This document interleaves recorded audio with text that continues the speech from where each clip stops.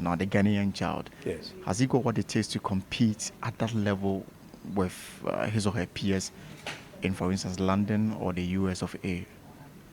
I think so, definitely. I think that the child is global. I think the challenge for us is to recognize the significance of the child, understand that the Ghanaian child is equal to any other child, which means that we need to now start liberating that kid. We need to give him the opportunities. We need to let him know that his imagination, his drive is acceptable. He doesn't have to fit a standard in order to be better than other people. There are also things that the Ghanaian child is still timid, and that is something that we need to eradicate if we want him to compete at that level. I'm not sure about timidity. I think that there's the issue of respect in our culture, and you're right, there has to be a change. I have daughters and I have liberated them. There's no right and wrong. There's respect, absolutely. But within the opportunities of people understanding that a kid has an idea that is different from everybody else, they must be allowed to express that. They must be allowed to go ahead and not be told you are wrong or you are silly or how dare you. Allow them that freedom to express. And I think being here today is an expression of that. The fact that you've given the children the opportunity to say, what are your ideas for change? What are your ideas to make Ghana different? What are your ideas to be a success? As a leader, as a business person, as somebody who's looking for social change, there is no norm. But certainly it is that we believe in your imagination and your spirit. But let's look at the structures as we have it in this country.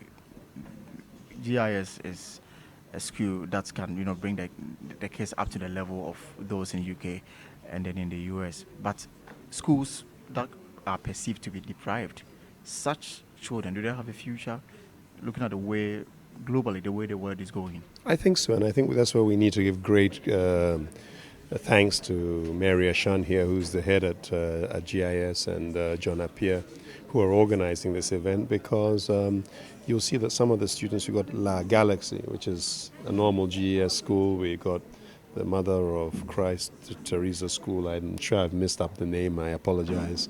And there are other schools here as well, apart from, as Shacey, there's Legon, I see somebody from Cape Coast, University of Cape Coast. So it's a broad sphere, and I think this is the first year. I mean, I've taken time off because I believe in the project.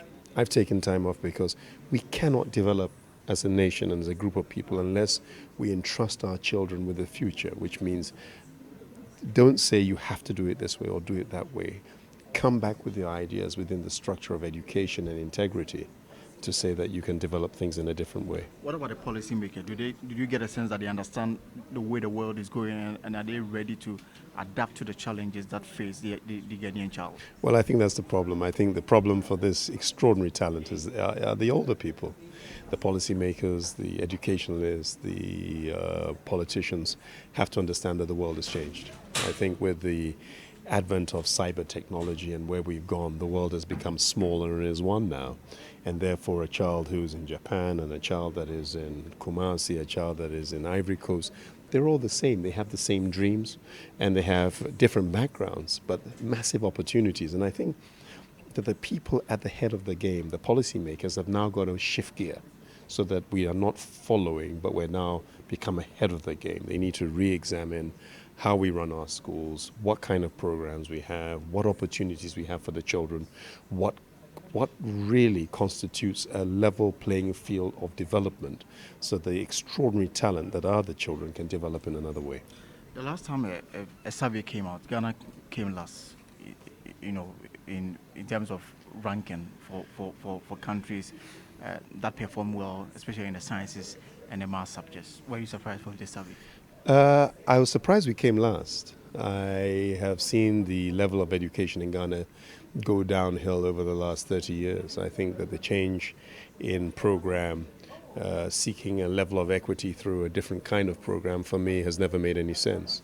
And I think that now when a Ghanaian nurse leaves Ghana to work abroad and they're told that your certification in Ghana no longer qualifies, whereas before it would have. I grew up at a time where we are told that the most educated people in Africa were Ghanaians. The smartest people in Africa were Ghanaians. It's no longer the case, and I think the statistics have shown from this, and I think it's a very rude wake-up call. What I keep asking is that the politicians must stop taking it personally. It is what it is, and that's a fact. And it would not have been because of, say, this government. It would have been over a period of time that has taken us to this position. And I'd like to see a consensus from both sides of the aisle come together and say, look, Ghanaians are in a poor situation. It's a disgraceful statistic that we have. We can make examples, excuses, but when we now need to come together and understand the world has changed. And we need to take the Ghanaian child over the next 20 years ahead of the game to becoming number one in Africa and number one in the world. Finally, what do you want to see done, especially in the education sector, to chart a new way forward? I think that there needs to be a change in policies. I think there needs to be a change in the realization that we are providing inadequate background educationally in terms of facility, in terms of types of education, and therefore the types of children that we're bringing up. Today, you hear the person at university and his understanding of communicating is poor. Where English is spoken, the grammar is wrong. They're just basic things that are not snobbery, but if there was a proper educational system, they would have come through and they'll be doing a lot better. I think we need to raise the bar. The problem in Ghana today is that the bar almost for everything has been lowered, and we're being told to operate and understand things at this lower level. It makes no sense. Why don't we say there's a global standard? And we say as Ghanaians we want to be above the global standard. And therefore you're reaching for that, rather than coming down continually. And I think in terms of education, as in other areas of life, we've lowered the bar, lowered the standard, and people have been forced to accept something that really is not good enough. Because I, as a Ghanaian, believe that we are blessed. We are blessed by the Almighty more than a lot of other nations are around the world.